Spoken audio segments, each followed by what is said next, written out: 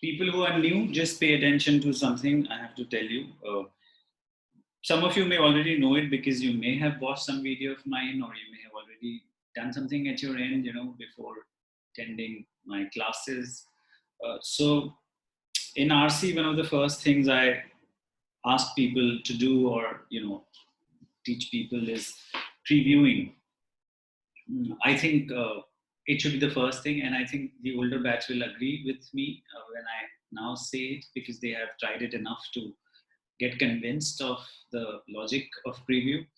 And the thing is that everything, I think, no matter what you read in life, whether it is an article or an essay or a book or an RC passage, I think the first thing you should do is to preview it. So we will get into the details of review in the RC class from next week onward. But right now, just remember what preview entails, meaning what does it consist of. So what preview entails is you first read the first and last of the first paragraph. Then immediately you go to the last paragraph and then do the same thing, first and last of last. So first and last of first, then first and last of last, and then first of remaining paragraphs.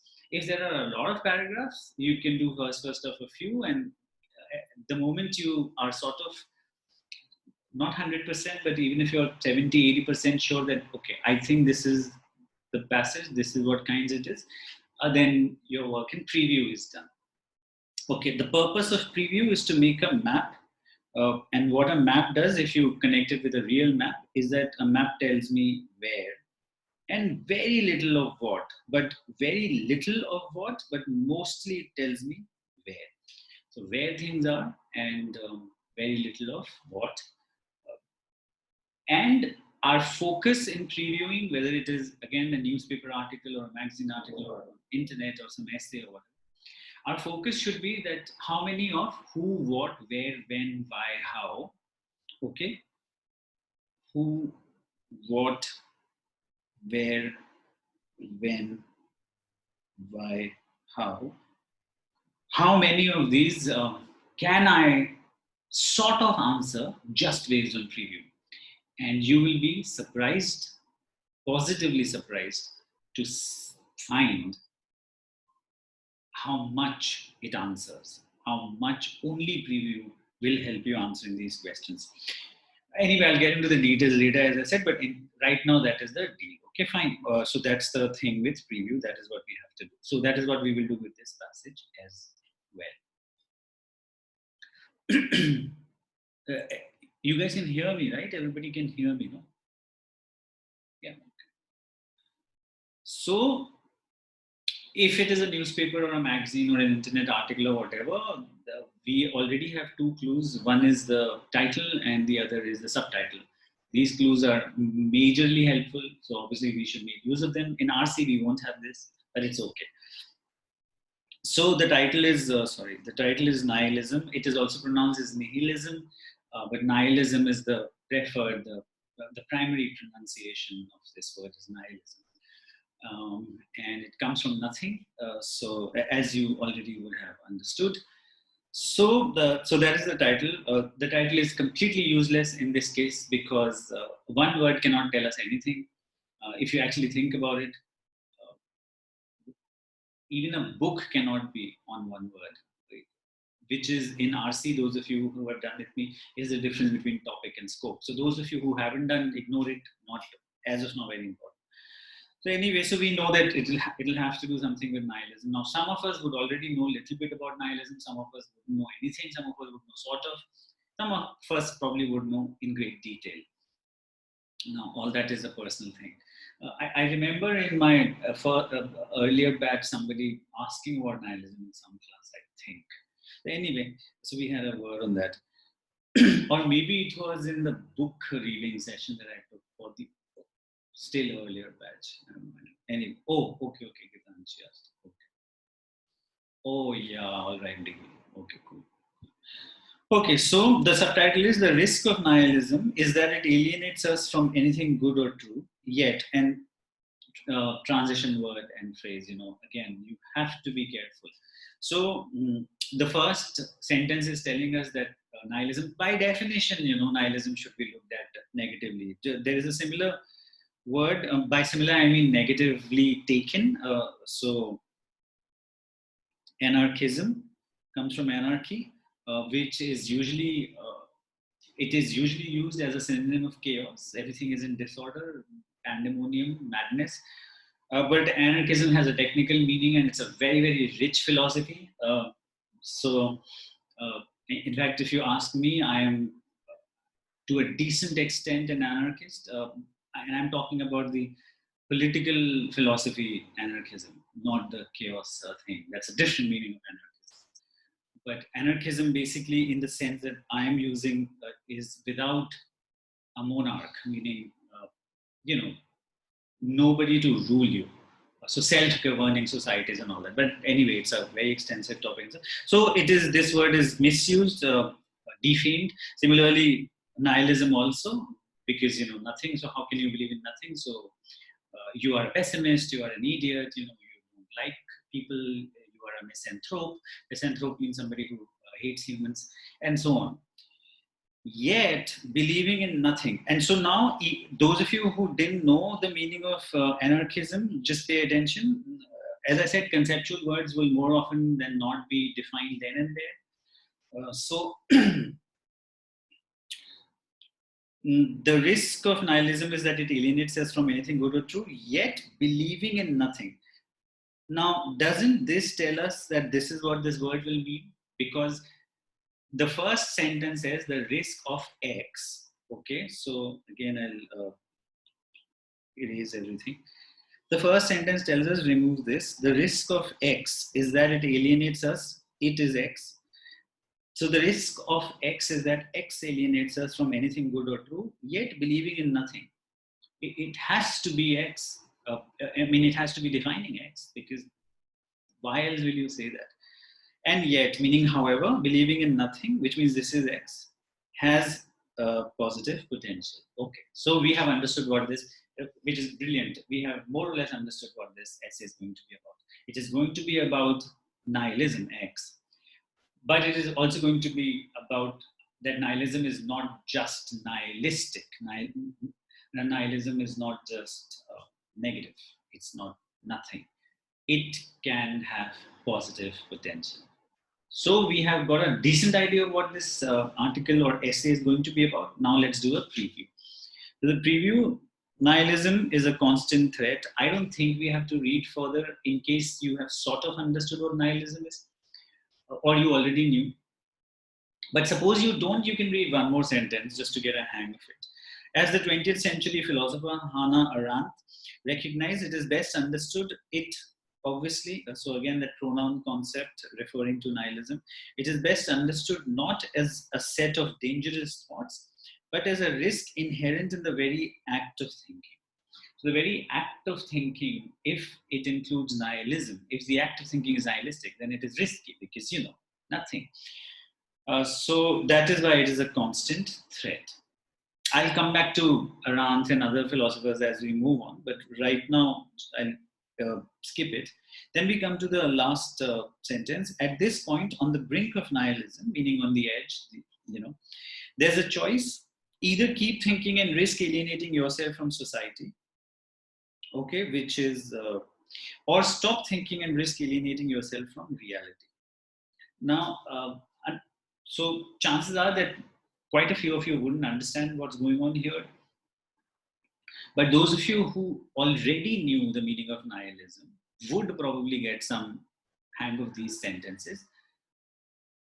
But now that I'm assuming most of you have anyway read it, I think these sentences will anyway make sense to you, that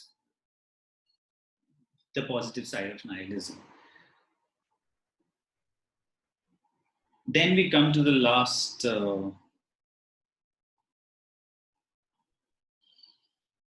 para.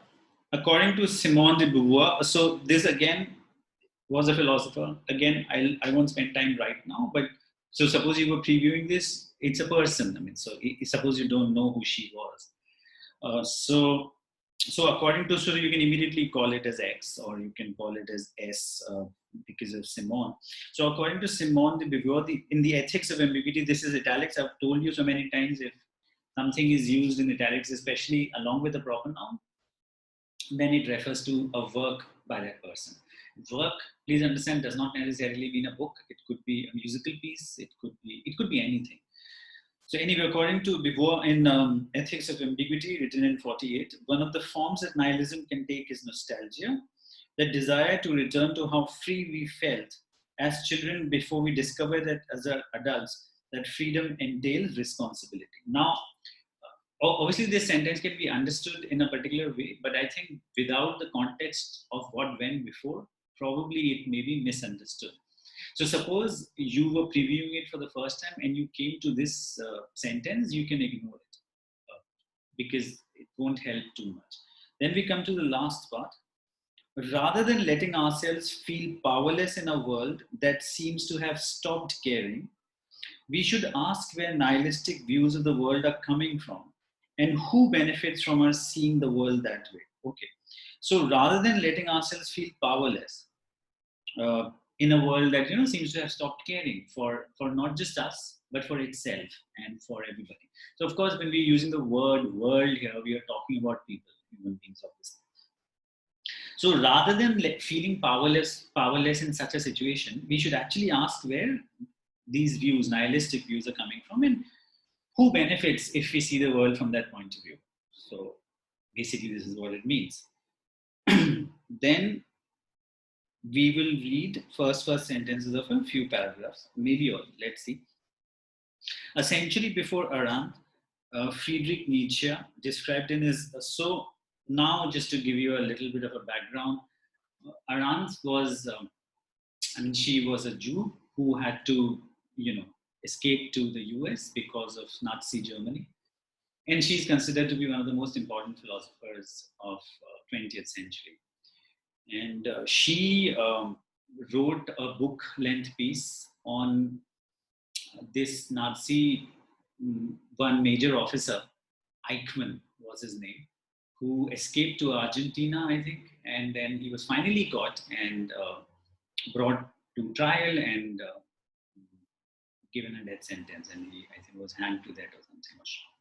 I don't remember how he was killed, but he got capital punishment by Israel or maybe international court. And so Arendt wrote a book on him because what Eichmann did during his trial was to say that, you guys think that I'm evil, but I'm not evil. I mean, I didn't think on these lines. I just followed orders.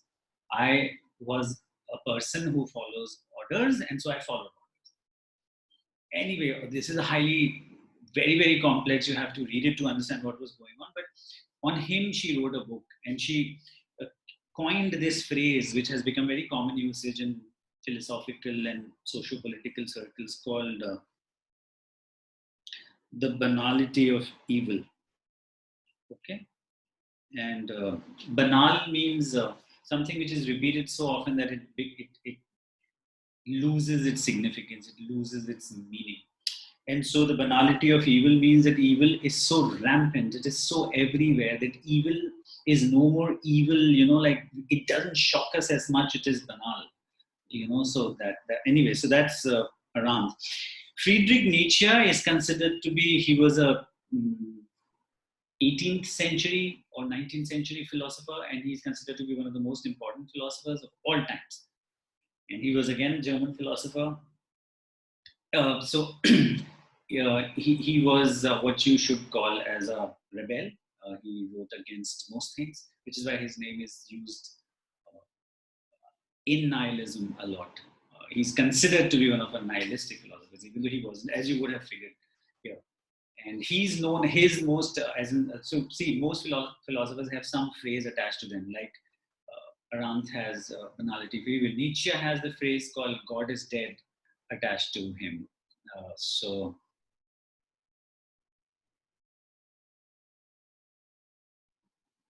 I don't know, Diggy, what did you ask about good meaning? I don't know.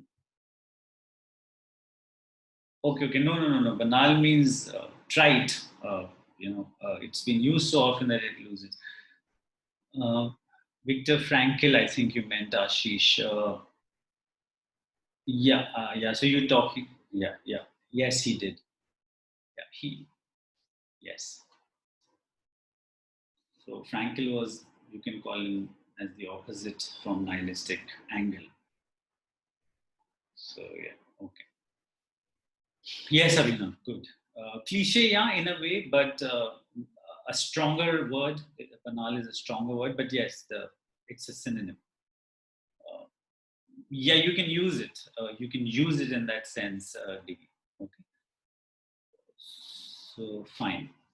Okay, so Friedrich. So as I said, Nietzsche is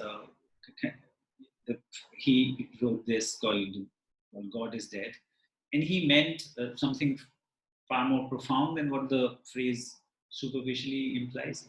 But anyway, but he's a very important philosopher. So essentially, before Anand, Nietzsche described in his notebooks, published posthumously by his sister, posthumously meaning after his death, a choice between active and passive nihilism. Oh, so now, and remember, we are just previewing, guys. So assume you haven't read this piece. We are just previewing. And now you can immediately, suppose you forgot, but something was clicking in your head, you can immediately go back. In my case, I remember, but then, just go back and like, okay, now I understand that if this sentence is called as A, then why did he come up with this sentence, which is minus A? Are you with me? Because he's probably in this essay, what this author will do, Nolan Gertz, would be to distinguish between two types of nihilism, active and passive. And we can make a guess that active one would be the positive one and passive would be the negative one, which is not rocket science, obviously. So, so here we go. So he, I think, was the first one to distinguish between active and passive nihilism. Okay. If you want, you can read one more sentence or you can just carry on.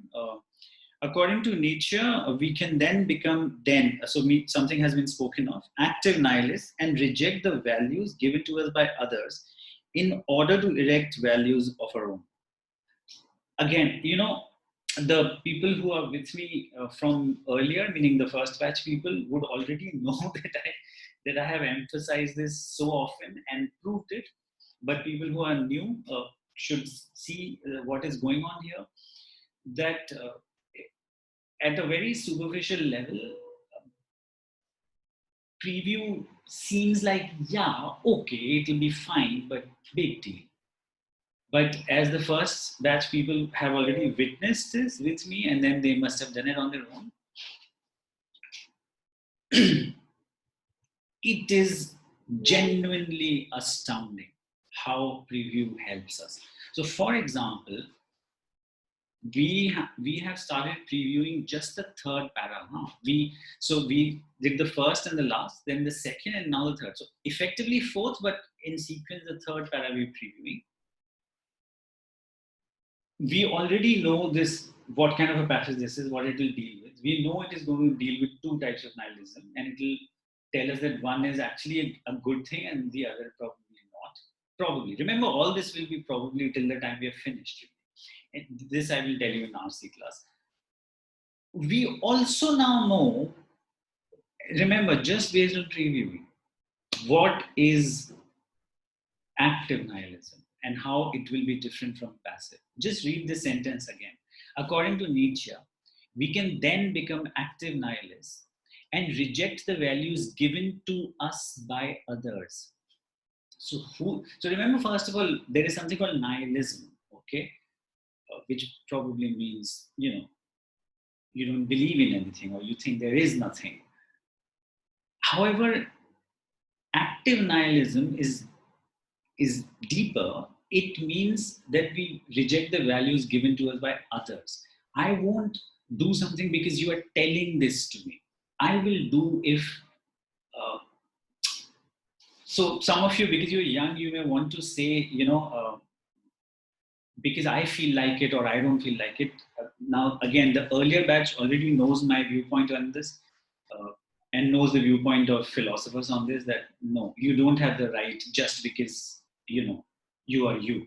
you have to earn that right. So how I will put it is that I will reject the values given to me by others if they cannot substantiate those values. Meaning, if they cannot bear the burden of proof.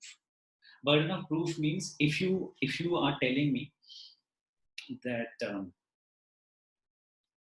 if you tell me I went to Mars yesterday night, and an alien came and he took me or she took me or whatever, and I had a round of Mars and then I came back. So the burden of proof is on you to prove it to me. It is not on me to disprove you. Because a lot of people, for example, let's say if there is a discussion on God, and suppose someone says that I don't think there is God or whatever. So the believer might say, can you prove God doesn't exist? So the problem is that it is not the person who doesn't believe in something, whether it is God or anything, to disprove it. The burden of proof is on someone who thinks those things are there. So same here. If you want me to believe in the values, because I'm an Indian, for example, and so I should do ABC because I'm an Indian. No, I won't do it just because you're telling me because I'm an Indian. The burden of proof is on you to tell me that there is this reasoning behind it. Otherwise, I won't do it. That's an active nihilist. That's how I am also. So anyway, so according to Nietzsche, we can then become active nihilists and reject the values given to us by others in order to erect values of our own. But of course, not because I feel like it, but I have substantial reasons. So we have pretty much understood what active nihilism would be. We have not sort of understood what passive would be, but we can sort of guess. Anyway, then we go to the next one. Today, nihilism has become an increasingly popular way to describe a widespread attitude towards the current state of the world, which is not surprising, of course. So, a lot of people will be. But then again, I think there will be a difference mentioned in this paragraph that even in this context, there is a difference between active and passive, which is obviously not surprising. In epistemology, now again, people who have been with me would know that we have discussed this word before. But even if not, in brackets it is written. So, earlier group, the earlier batch, could you tell me what is the clue here from what I have discussed, maybe in the first 2-3 lectures I told you? What is the clue here about why epistemology will be defined? You can speak if you want, or you can type in.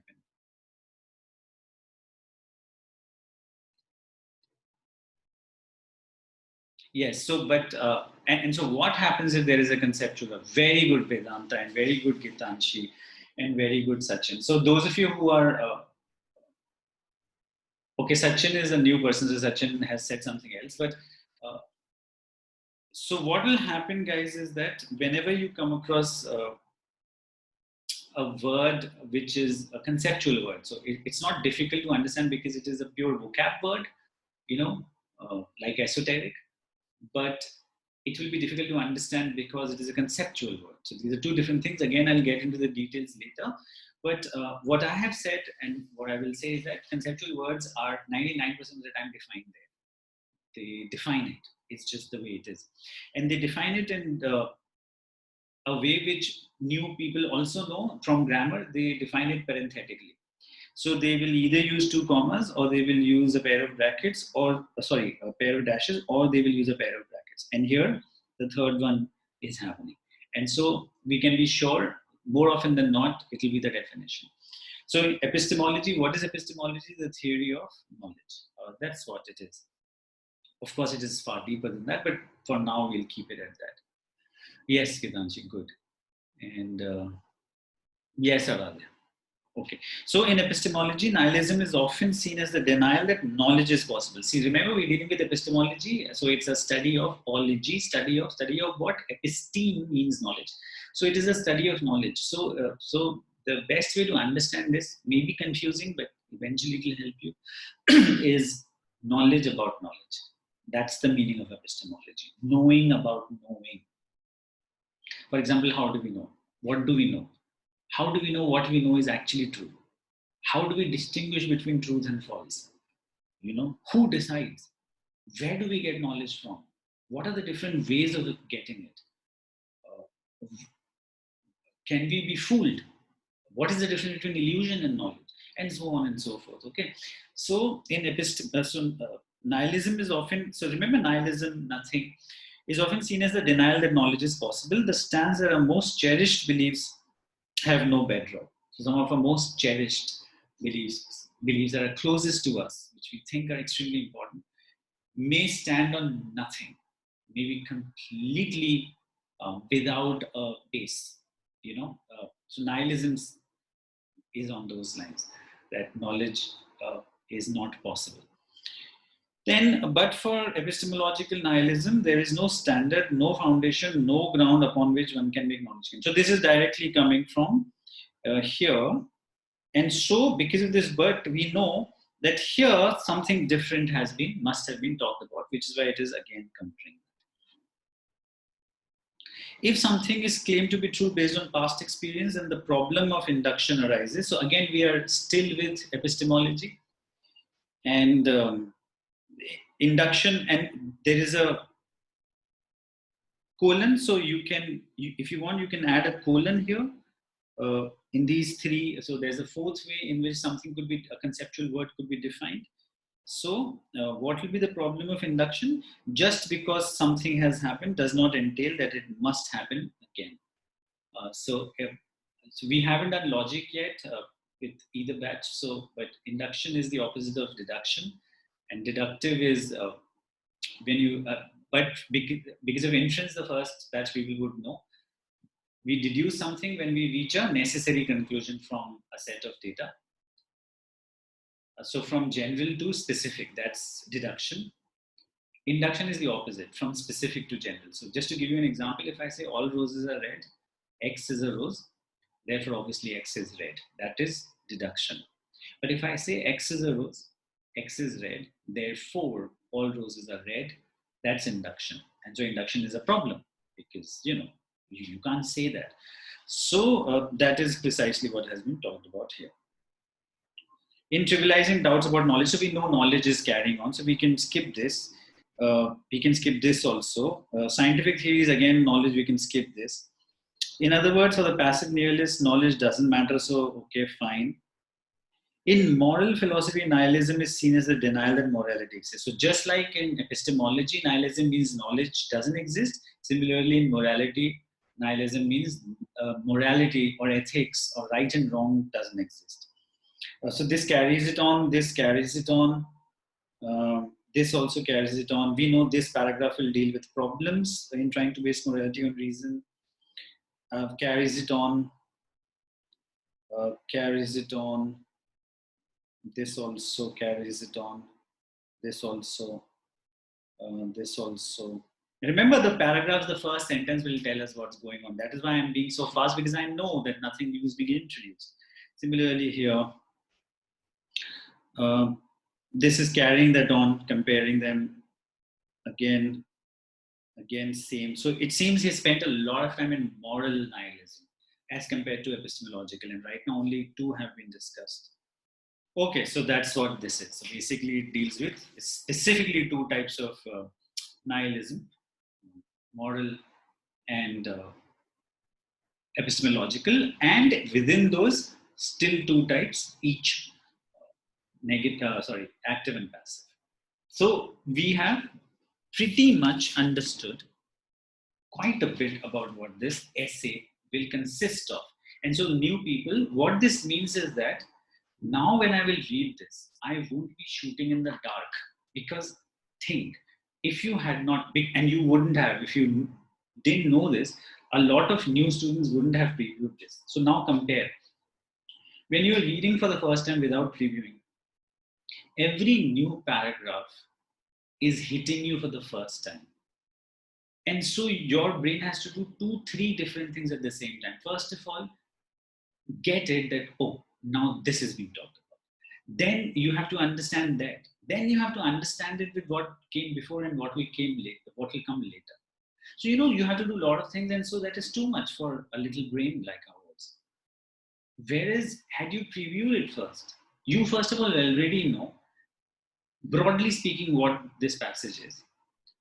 Then it starts like this, it goes here, goes here, goes here, and then it ends here.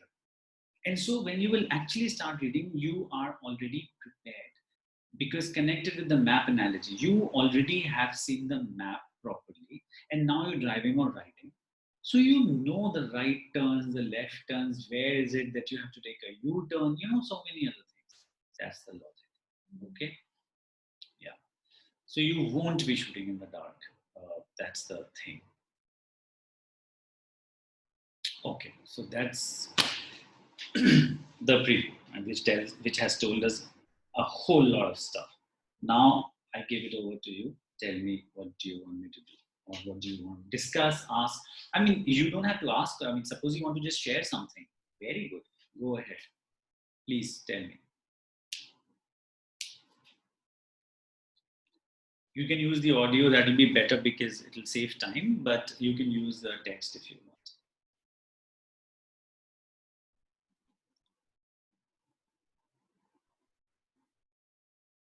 Okay, epistemological nihilism. So fine.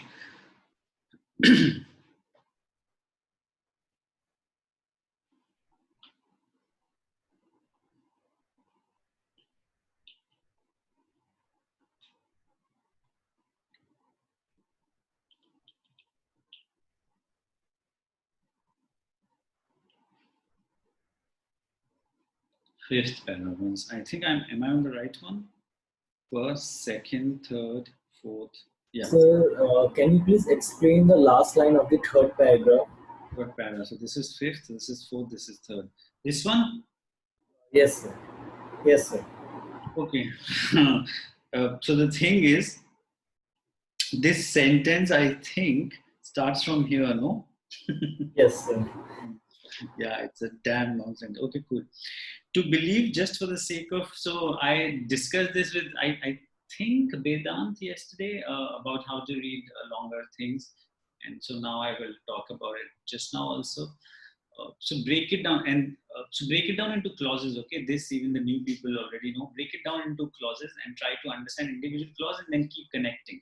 But don't wait for connection. Keep connecting simultaneously. Okay. So for example, to believe just for the sake of believing in something.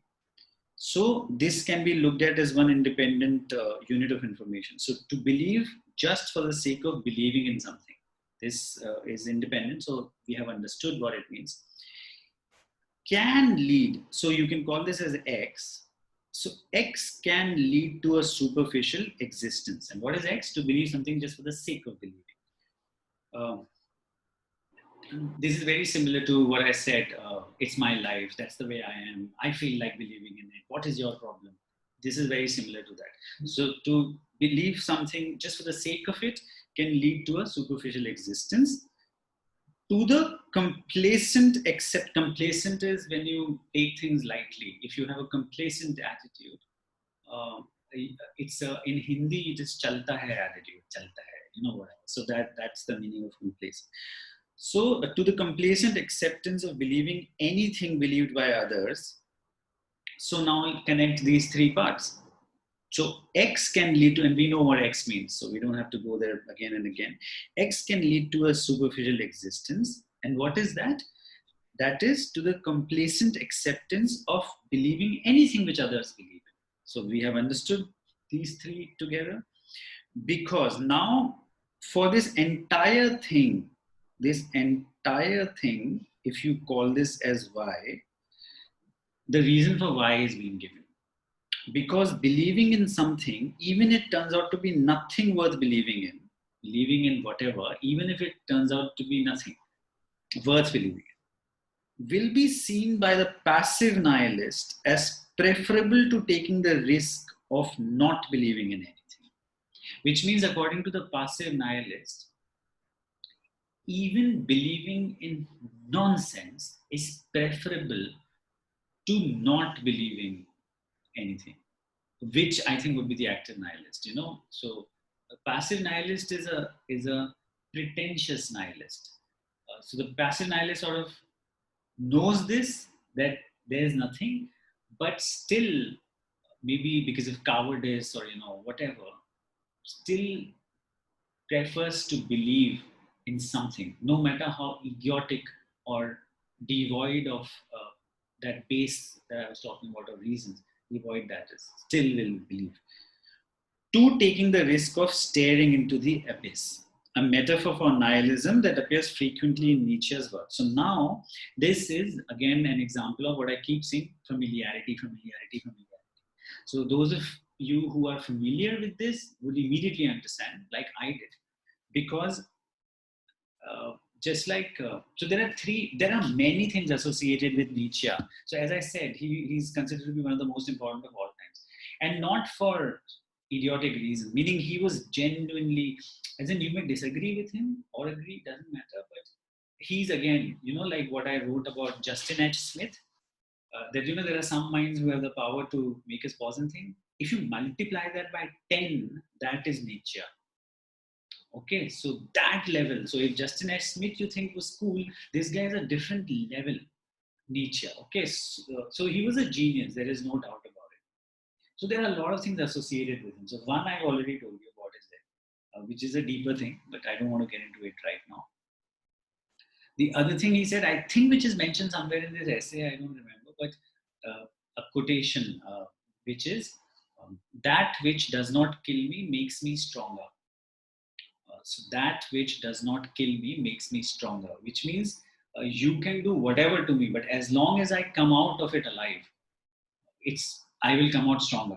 Obviously, because if it was stronger than me, then it would have killed me, and then it's all over. But if I have come out alive, out of tragedy, out of the worst situations in life, if I have come out alive, then I'm stronger. So that which does not kill me makes me stronger. Another thing, another quotation of his, which relates to this sentence is, if you stare long enough into the abyss, abyss is, something which is almost depthless. You peep, and, like in Hindi, there's a word called khai, but so khai can be an abyss, but abyss is deeper. So yeah, limitless, sort of limitless. So what Nietzsche said was, if you stare long enough into the abyss stares back at you. That is extremely profound and not easy to understand, but I'll just tell you that this is what is said. If you stare long enough into the abyss stares back at you. So now read this. So the passive nihilist would rather believe in nonsense than not believing in anything. So he prefers all this to taking the risk of staring into the abyss. Why? Because sooner or later the abyss will start staring back. And a passive nihilist, being a coward or whatever, useless, doesn't have that courage. A metaphor, remember, is non-literal usage of something, figurative usage of something. So a metaphor for nihilism that appears frequently in Nietzsche's work. So, Sir, yeah. Yeah. Hi, sir. In the following paragraph, why? One second. So, who asked me this?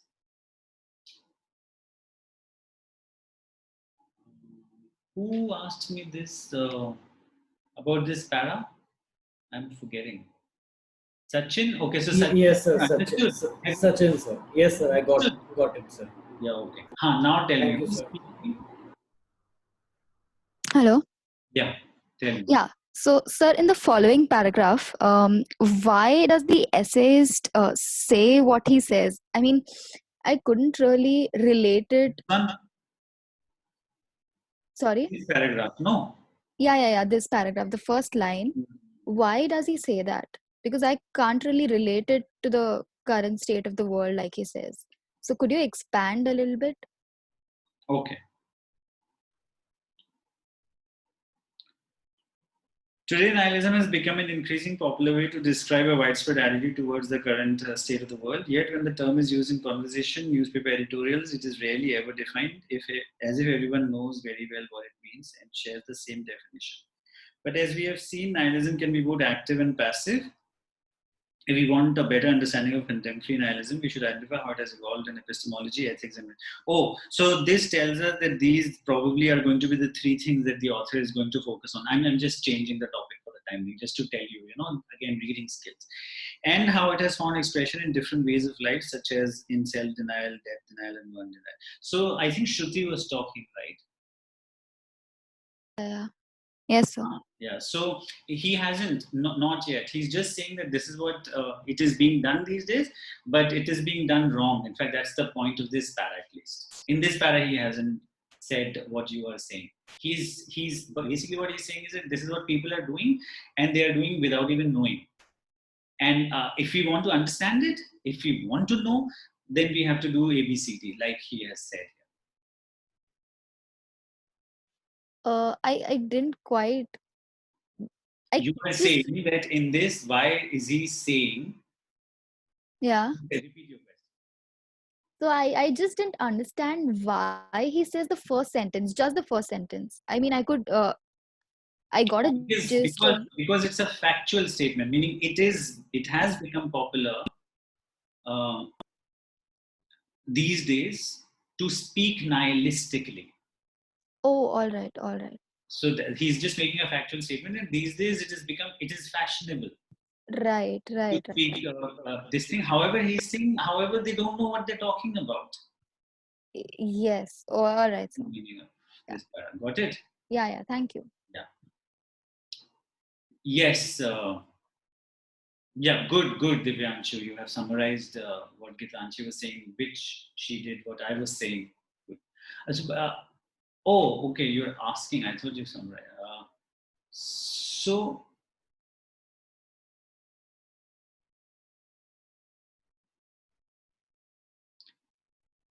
oh, hang on. First, do you want me to?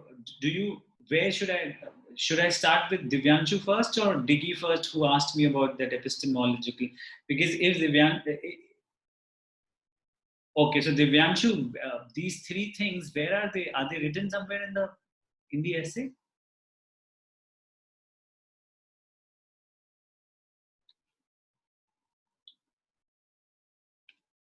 Fourth para, last line. So this is no. 1, 2, 3. So it's in the para that we were just on. This one, okay, sorry. This one, last line. Mm-hmm.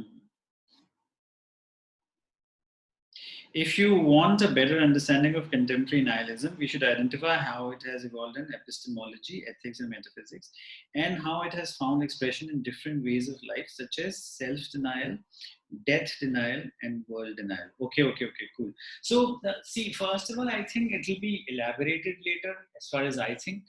Okay, because why else will he say, if we want a better understanding of contemporary nihilism, we should identify how it has evolved in epistemology, ethics, and metaphysics. So this is one thing that it will be elaborated on, but just to give you a brief idea, self-denial, from a nihilistic point of view, could be very similar to the Buddhist philosophy, that there is no self. That's the positive way of looking at nihilism. The negative way of looking, it would be there is no self. Meaning it's all nonsense, forget it. So that would be the bad way. Death denial, again, it could be interpreted into, I'm speaking without taking the help of the passage, guys, remember. I'm saying, suppose you came across this for the first time, what will you interpret it as? Similarly, death denial would mean 2-3 different things. First of all, it means that someone who doesn't believe in self would not believe in death. It's just the same thing. Or it could again be looked at negatively, that no, there is no such thing, there is an afterlife, whatever. Lots of different ways of looking at it. World denial, again, if you look at it from epistemology point of view, it could mean there is no knowledge, there is no world out there. So if you remember in one of the classes I told you, I think the difference between materialism and idealism as philosophical concepts. So materialism is that everything is material. Idealism is that everything is not material, meaning everything is an idea, everything is in the head. There is no world out there, it's just an idea. I told you George Berkeley was one of the first people to have come up with idealism as a concept. Even though Plato had a different sort of idealism in his mind. So that could be one, world denial. The other could be again the Buddhist side of it, that asceticism. From that point of view, you can look at it. Or the epistemological. There is no world. I mean, there's nothing. So these are the three ways you can. These are the 4-5 things you can think of these words without reading the subsequent part. But I'm sure it is discussed later. Okay, yeah, and. Aradhya, I don't think.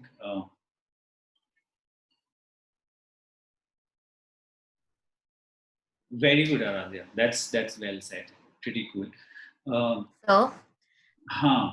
so this self-denial, like I was reading this philosophy book, chapter 4, What Am I? So the monk says that there is no self. Is this the same thing that you want to say? That's one way. That's what I said. No, Buddhist philosophy. Okay. So that is one meaning of this self-denial. According to Buddhist philosophy, there is nothing known as self, which is a complex topic. So yeah, but yeah, they say that. Okay, and then Priya shall explain the last part of second para. The truth will set you free.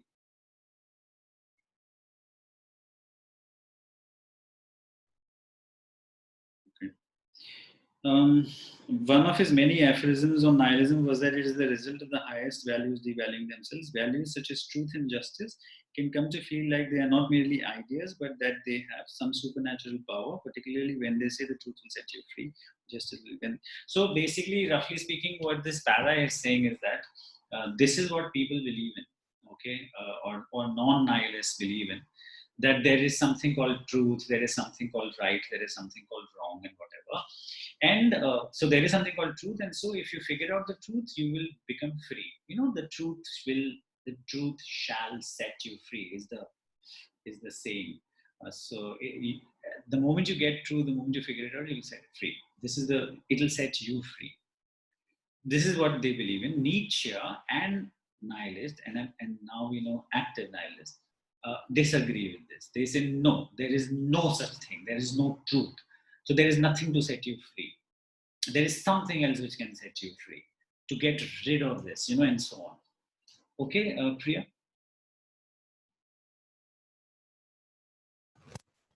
Yeah, it did. Got it. It did. So now we come to Diggy's thing. Okay. In epistemology, the theory of knowledge, nihilism is often seen as the denial that knowledge is possible. Cool. The stands that are most cherished beliefs have no bedrock. Understood. I've explained this part, that's why I'm skipping it. The argument for epistemological nihilism is based on the idea. So now we are getting the reason for this. Why do they say that? It is based on the idea that knowledge requires something more than just a knower and a known. So, why do epistemological nihilists are such? Meaning, what is the reasoning behind epistemological nihilism? Okay. So here is their reasoning. Sir. Sorry? Sir, the line is that nihilism is often seen as a denial that knowledge is possible. How can you deny knowledge? Knowledge is based on facts. So wait, no, that's what they are saying. That is what their reason is. Now is their reasoning coming, no? Hello. Yeah, yeah. Can you hear me, sir? Yeah, who's it? Saradhya. So what Diggy asked, I wanted to reply on that line. I read it somewhere. So knowledge is also based on some foundation. And if there can be no foundation, there is no. Yeah. Good. You read it here only, it seems. Yes, sir. Yes, sir. Yeah. So Diggy, just pay attention to their reasons. Okay, something Aradhya has said, but I'll also tell you. So their reasoning has begun. So the first part of their reasoning is, well, when you say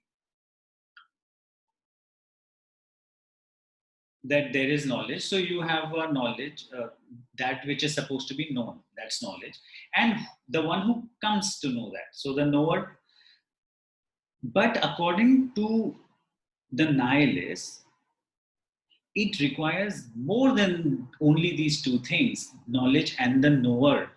And what is that? That something more is typically seen as what makes knowledge objective, meaning non-subjective, meaning it does not differ from person to person, as the ability to refer to something outside of one's personal subjective, this is what I said, personal subjective experience is what separates knowledge from mere opinion. So till here they agree with you, Degi, okay, that this is what knowledge means, entails.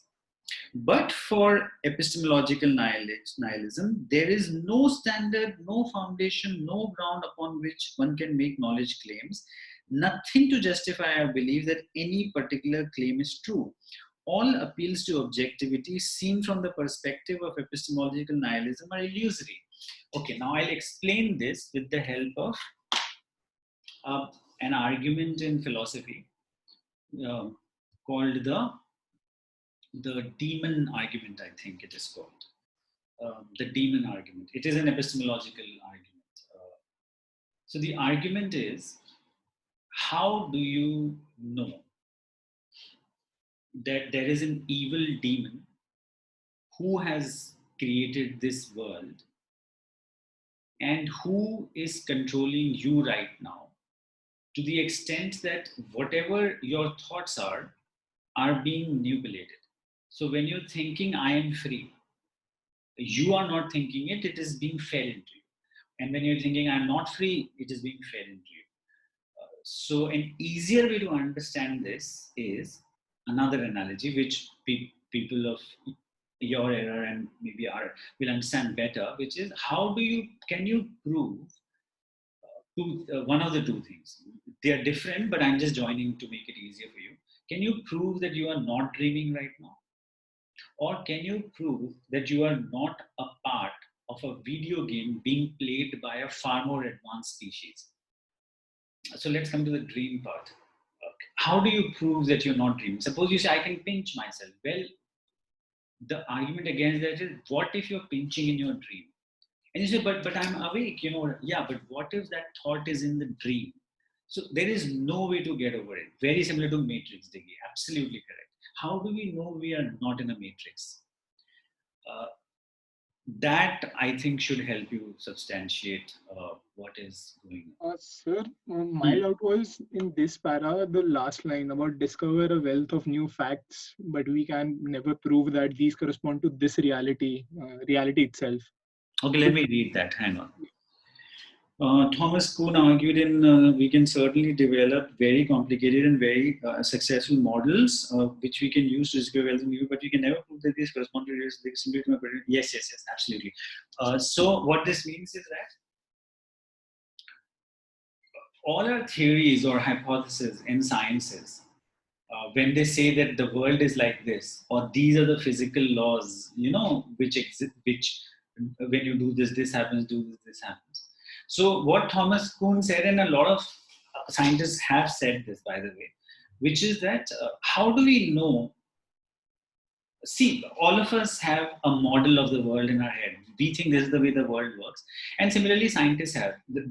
How scientists are better than most of us is because their models are still based on the centuries of science that have gone before them.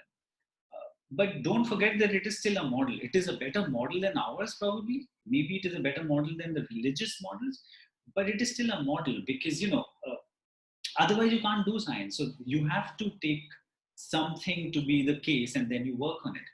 So what Thomas Kuhn is saying, and a lot of other philosophers and scientists also have said, is that how do we know that our theories are so cool or whatever, they work, but precisely because they describe the model perfectly rather than the reality, which may be different. So most scientists disagree with this. They think, no, our models subscribe to reality, but it is a question which cannot be answered, and that is the problem, which like a lot of scientists discard it. They say it's useless because it cannot be answered, so we'd rather do our work. But it is still a question that cannot be answered, that how can you tell me that your theories or laws are defining or relate to actual reality and not the models that you have formed of that reality. That is So is this something like, I was thinking on this line that suppose when gravity was discovered, the apple fell, right? Well, that's facts. That's not something based on reality. कैसे बताऊं? I've understood. So listen to me. Listen to what's going on. So Newton came up with gravity. He, however, till he died, tried figuring it out because he was aghast, meaning he was shocked at what gravity meant. So the thing is, gravity is a force between two objects which have no physical connection. So moon exerts its gravitational pull on the earth and vice versa, because of which we have tides and stuff, but there is no physicality. And Newton, being a proper scientist, and remember I've given you an article also, he was one of the top 2-3 geniuses of all times. Newton could not digest it. Newton was like, this is bringing magic into the picture. He was like, how can this be the case? How can two objects which have no physical connection have a pull? So now relate to what you asked me. Even gravity is fairly mystical. We know that there is this pull, but we cannot explain it. Honestly speaking, we know there is something. We know it is 9.8, on Earth, meters per second square, but that's it. We can't explain it. So is this something like the matrix is programmed this way, that two objects will have a force between them? Is this something on this line? So no, I'm not saying it is, but that's one way of looking at it. As a possibility. Which is why nihilism is a philosophy which you cannot argue against. Which is why most philosophers chuck it, just like most scientists chuck that side. It's not, we can't do anything either way. So, but that does not make it any weaker. That is so for example, what you just now said is a nihilistic point of view. That how do you tell me that, whatever you think it works, how can you tell me that it is not working in virtual reality? How are you so sure it is working in reality? So that is the thing. Got it, sir. Got it. Matrix, Gitanshi, is that movie Matrix, the Keanu Reeves movie. That was on similar lines. So you'll have to watch it once. But it's a beautiful movie. One should watch it. Yes, Soumya, it's ineffable. Oh, Soumya, you joined late or what? Then we have... okay, so next, should I straight away take Varun's question, or do you have anything before 12th and 14th paragraph? 1 second, sir. 1 sec. Let me see.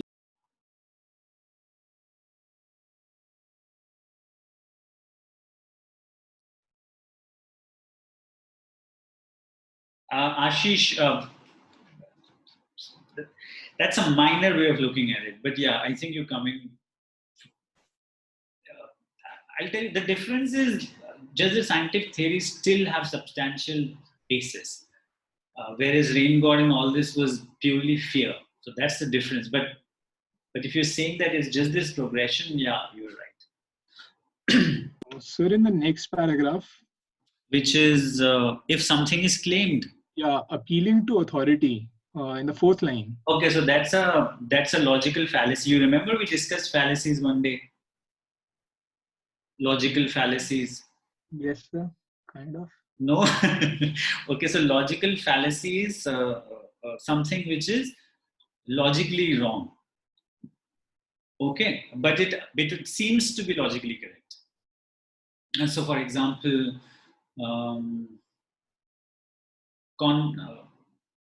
confirmation bias is a very common logical fallacy, wherein what that means is that people look for evidence which proves their viewpoint and ignore evidence which disproves their viewpoint. So we are biased towards confirming. So confirmation bias. So for example, if you believe in ghosts, you will tell me that this happened, this happened, this happened, he saw, she saw, whatever. So basically, you're just looking at evidence which proves you right, and whenever you come across evidence which proves you wrong, you ignore it. It is not even important, and you don't ignore it deliberately. It is a very natural state of humans. So, for example, if you are pro one party, let's say in India, whichever, then you will see only good things about that party, and without knowing, you will miss the bad things. Whichever party you are, whichever side you're on, it applies to everybody. Similarly, there is something called appeal to authority, which is again a logical fallacy, which is that just because somebody is on a pedestal, is higher up, does not mean that that person has access to truth more than you, especially when the authority is in a different domain. For example, we like to hear life answers from, let's say, our movie stars. Whereas movie stars have no more knowledge on those areas than you and me. But why do we listen to them? Because, they are doing damn good movies. That's a logical fallacy. Or cricketers. Why should we listen to Virat Kohli telling us how to live our life or what to do when we are feeling sad? Virat Kohli knows about this as much as, you guys do. But most people will listen to him because, he's otherwise, the best cricketer around and so on. But then that's cricket. So that's appeal to authority. And sometimes even from the same domain. Like, for example, if there is a physicist, why should we listen to a physicist about matters related to things which physics cannot answer? Or even if physics can answer, does he have proof about what he's saying? Or this is pure speculation? That's the meaning of appeal to authority. Okay, Diggy? Yeah. All right. So should we go to Abhinav? Sorry. Huh. Once, second paragraph, last line, sir. Oh God, this second paragraph is not going anywhere. Just last. Yet rather than blame ourselves for putting too much faith in these values, we instead blame the values for not living up to our expectations. Yeah, tell me, what is the problem? I didn't get the meaning of it. Okay. So remember, I've already explained till truth will set you free. So Nietzsche criticized these thought processes that there is no such thing. When these values turn out not to have the power attributed to them, when truth turns out not to be liberating, when justice doesn't ensue, we become disillusioned. So people believe in truth, right or wrong. However, when these things fail you, when you figure out that no, there is no, even if you figure out the truth, you're still not free. You're still as much as a slave as before. Then you become disillusioned. Disillusion means suddenly you, whatever you believed in, becomes useless. Yet, again, contrary word, yet rather than blame ourselves for putting too much faith in these values, so once we figure out that, whatever we believed in doesn't work, even then, rather than blaming ourselves, why were we so gullible to believe in these things, we end up blaming the values for not living up to our expectations. This is what humans do. That, rather than then making a change in themselves, that, very similar to what is going on today, if you think about it. Most people today are still not looking at themselves. What was their mistake? They are thinking, oh, China did it. Oh, Chinese are so bad. Oh, this virus. What is wrong with this virus? Why is it doing this? Whatever. What have I done wrong? Why do I have to suffer? Whatever. So yeah, it's very similar to this. We end up blaming them. Okay. Okay. So I think we'll take, Varun, 12th paragraph, what is the first sentence?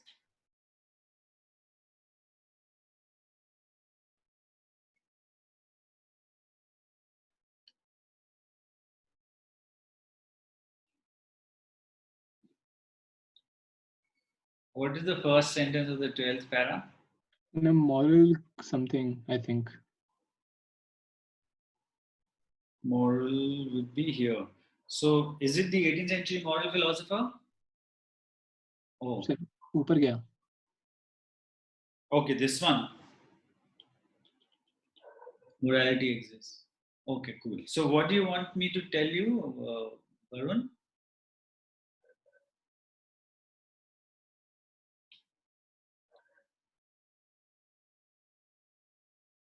Introduction. Okay. In moral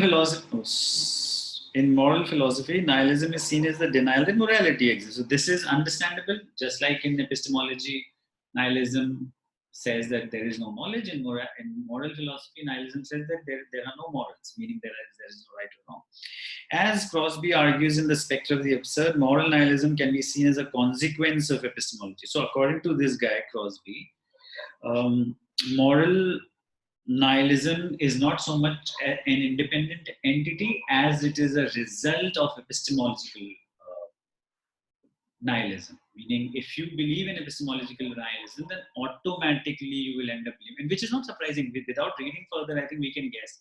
If you believe there is no knowledge, then you have to believe that there is no right or wrong, because right and wrong is knowledge.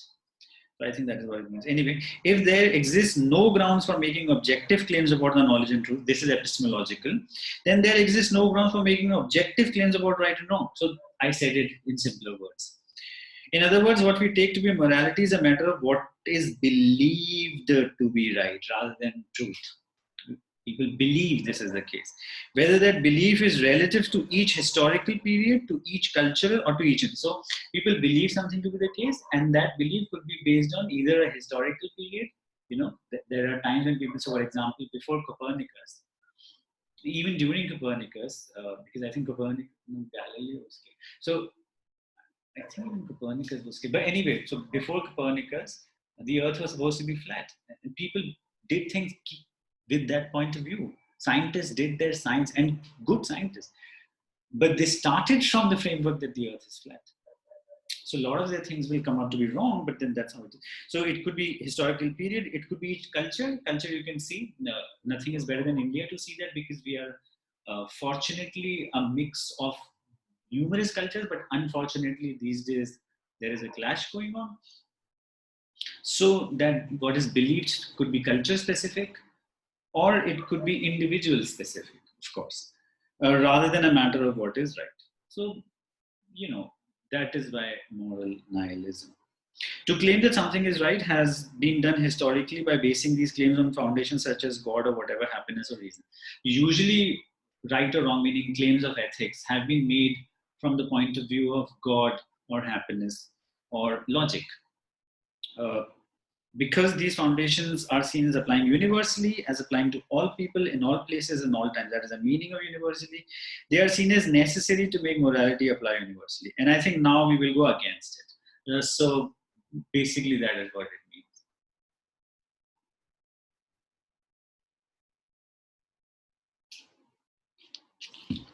means. Okay, I don't know any of that should come. So yeah, Crosby could be a philosopher, I guess, as Donald A. Crosby argues in The Spectre of the Absurd. Yeah, I think could be a philosopher or a historian, maybe, but yeah, could be a philosopher. I haven't heard of.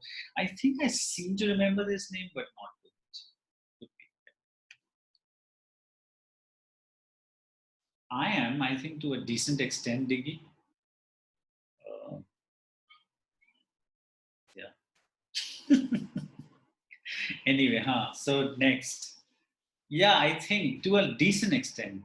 Haven't you figured it by now? The skepticism with which I talk and whatever. Anyway. But not totally, not really. I still think there are things out there.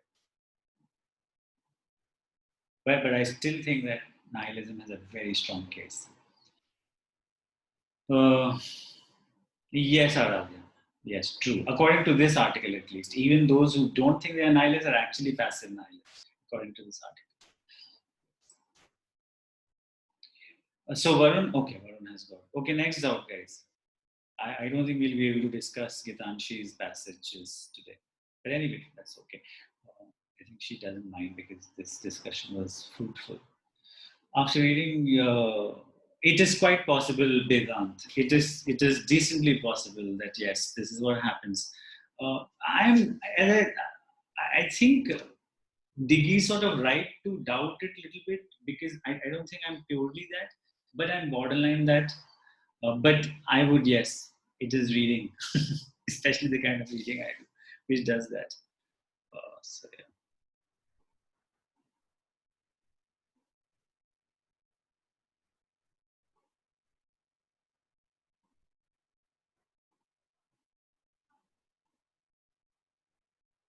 Next doubt.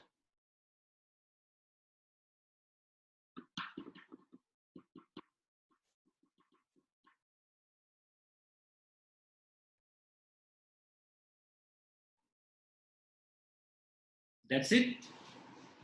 Okay, very good. But have you understood, everybody? This was a beautiful. So, Yeah. we create the impression of knowledge to hide the fact that there are no facts. I don't know, it may be the last some lines in the last paragraph, but I don't remember, so I'm just asking it directly.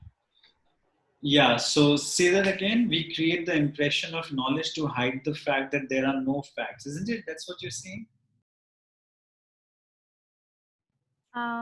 We create the impression of knowledge to hide the fact that there are no facts, isn't it? Yes, sir. That's what you said, no? Yeah. Yes, sir. Yeah, so you haven't understood this? Understood now, sir. So it is like...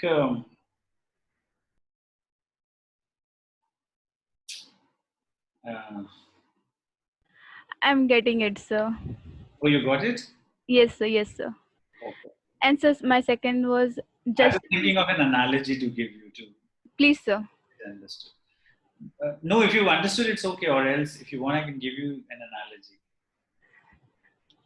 Like for example, in psychology and philosophy, both. But philosophy could still be taken as somebody's thoughts. But psychology these days is done based on, some research and, whatever. Even though good philosophy is done using good arguments, so even that is equally valid. Maybe sometimes much better valid than psychology. But still, in psychology and in philosophy, shopping a lot is an indication of something missing in that person's life. When a person wants to buy whatever and unnecessarily, like for example, 16 pairs of shoes, or I don't know, 50 pairs of jeans, or whatever it is, then it's an indication that shopping or objects are being used to fill in the empty spaces in the person's, I'm using the word soul metaphorically, not literally, but yeah, in the person's soul. Because if that wasn't the case, then 5 objects will be fine. Because you needed something, maybe beyond need, little bit of want also. You did it and you sorted, and now you want to do other things. But if you constantly keep doing the same thing, shopping is just an example, but there could be other examples. If you constantly keep doing the same thing, first of all, it is proof that it is not serving its purpose, because otherwise, why are you constantly doing that? Another example could be, this is a fact, okay, what I'm going to tell you. Self-help books, the biggest buyers or the largest buyers of self-help books are people who buy self-help books, which is a contradictory thing. Because if self-help works, then that one book should be enough. Maybe you came across the wrong book, then the 5th should be enough. Okay, fine, the 10th should be enough. But no, they keep buying. So again, buying self-help books is trying to fill in the empty spaces in the soul. And it is not being able to fill, because otherwise it will be done. So very similar to what you asked me. Okay. Did you get it? Yeah. Sir, I have another one. Tsar, one second. Diggy, Tsar was the Russian term for a king, like a ruler. It's just a Russian term. It's a common noun. Okay, Diggy. And then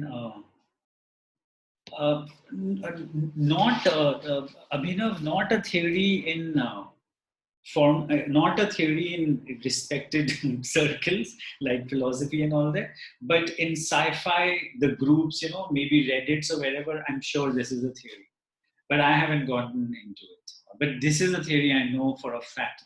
You can think of anything and there will be a group on that. Believe me. Sir, In terms sir, of theory. Yeah. sir, in the Justin Smith's article, sir, there was written, sir, somewhere, sir, extraterrestrials or beings or something like that. Therefore, I searched it. Okay. But it is true that there will be a theory like that. Yes, Shruti, very good. Thanks. Dig it to a decent extent, yes. And which is why Buddhism, in a lot of contexts, is not considered to be a religion, because it is almost an anti-religion.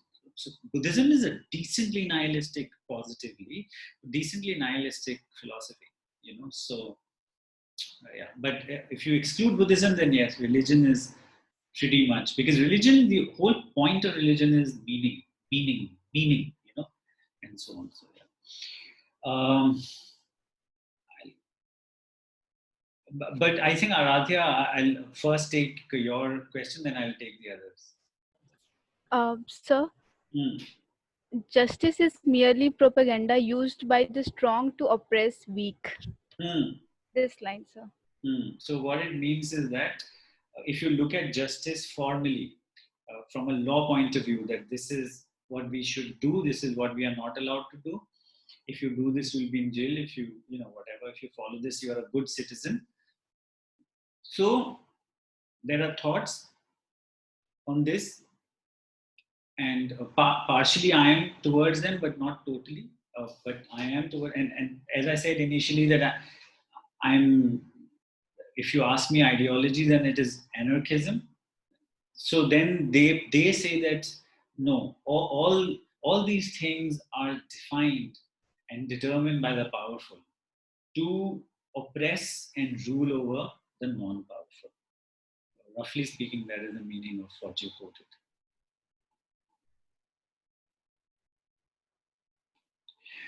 Vedanta, being a nihilist is good to some extent, but being an extreme is like getting mad on everything. Will you agree to this? No, that will be a stupid nihilist. We are looking at nihilism from a philosophical point of view right now. So that person would be an idiot. That wouldn't be. Roughly, yes, Divyanshu. Roughly, yes.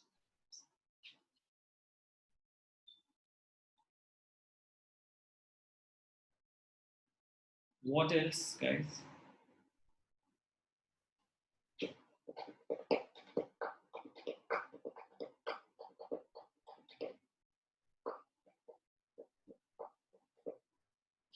What is the tone of this article? Who will say what is the tone of this article? It is not easy because this article may have multiple tones. It is a very long article, but still, if we have to do it, who will say what is the tone of this article?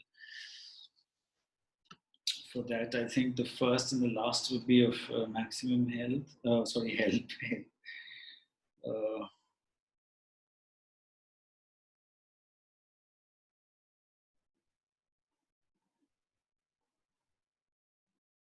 Okay, so see, listen, I'll tell you something.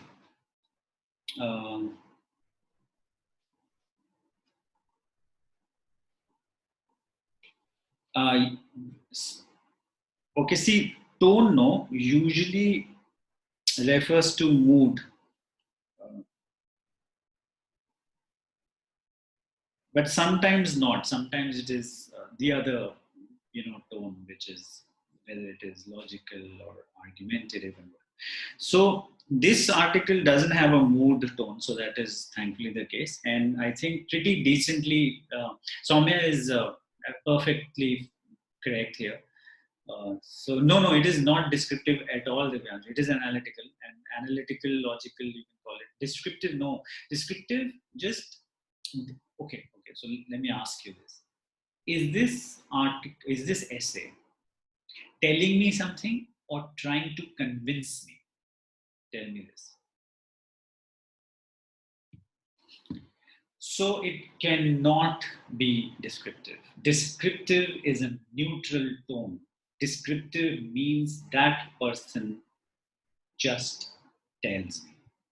And between descriptive and explanatory, I've told you that usually they will overlap, but if they are not overlapping, suppose we are given both, then the difference is explanatory goes into the details of things, tells me, how things work, why they work, whatever. Descriptive just tells.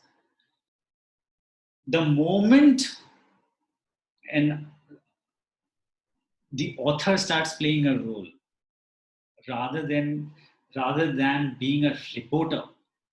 This happened, this happened, this happened, this happened, this happens, this happened. This is what happens when you do this.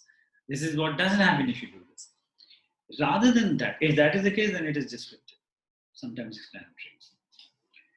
But if the writer starts playing a role, then it becomes different.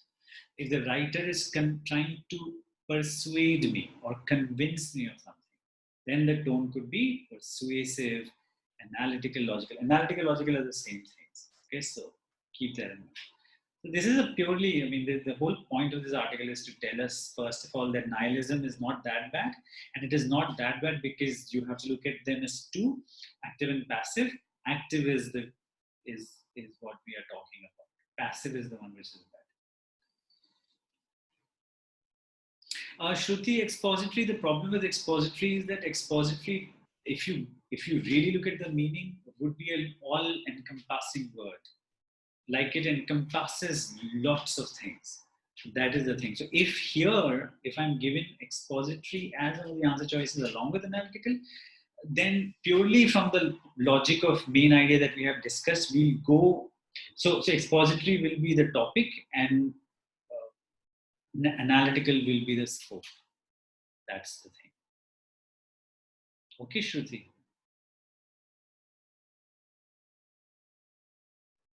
Yeah. Anything else, guys, or are we done?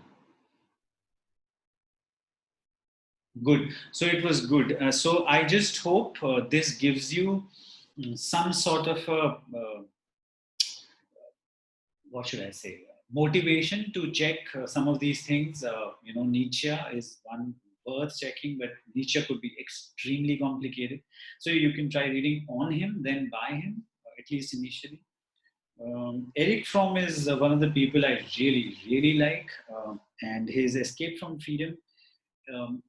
The other name for this book is called The Fear of Freedom.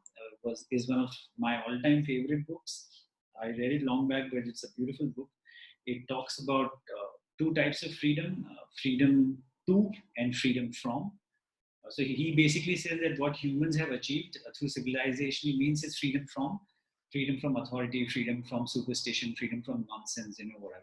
He says, however, we have lost freedom to, the freedom to do things, the freedom to be creative, and so on and so forth. This is a beautiful book. Then you can check out, I think, epistemology. You can check out moral philosophy. Lots of stuff here. In fact, I've given you a list. You can start checking those things. Yes, Nietzsche must be. Nietzsche has to be there everywhere. If it is a philosophical discussion, Nietzsche sooner or later would be there. Okay, anything else?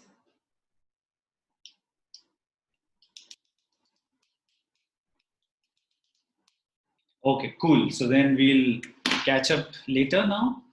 Thanks a lot. Thank you so much. I think, Gidanshi, let's do your passage discussion tomorrow on Telegram. I think that should be fine. Okay, thank you so much. Good night, everybody. Good night. Have fun. Take care of yourselves. Don't try to be unnecessarily brave. Good night. Shubhratri.